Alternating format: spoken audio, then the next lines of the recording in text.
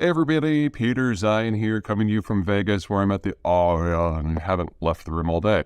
Anywho, the big news today, it is the 6th of March, is that the Iranians have announced that they have found a massive trove of lithium ore, which if the numbers coming out of Iran are accurate, there's a conversation in and of itself, it will be the second largest reserves ever discovered in the world, immediately after Chile. Now, before everyone gets overly excited, a few things to keep in mind. Yes. I guess we should be a little bit excited because we need to expand the amount of lithium we produce by at least a factor of 10 if we have any hope whatsoever of achieving the green transition. But, number one, the reserves are in a place called Hamadan, which are on the wrong side of the Zagros Mountains from where everybody else lives. So you would have to do a mining within the heart of Iran and then ship everything up and over the mountains to get to the coast.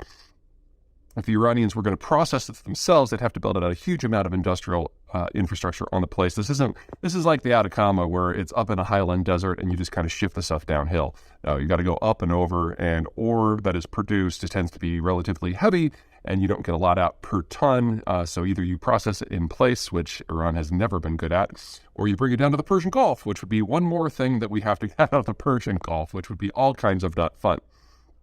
Problem number two. Iran's technical capacity is quite limited.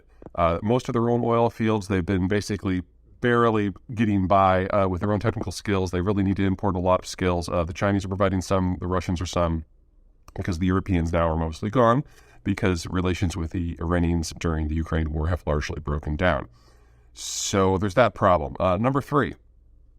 The primary reason that Iran's oil sector is doing really, really, really badly isn't so much sanctions from the United States.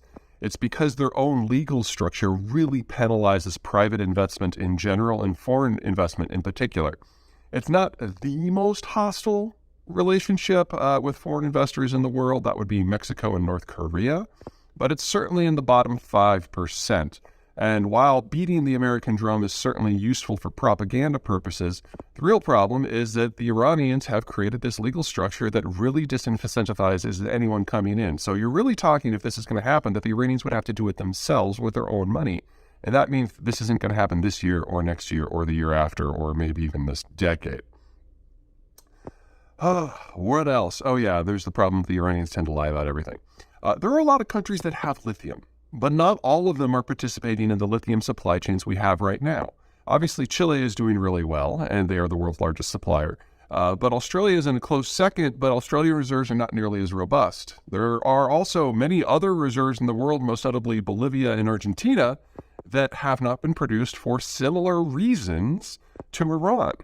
The reserves in our place, that's a little bit tricky to get to, and most importantly, the local financial and legal regime is very hostile to anyone who wants to do anything with private enterprise.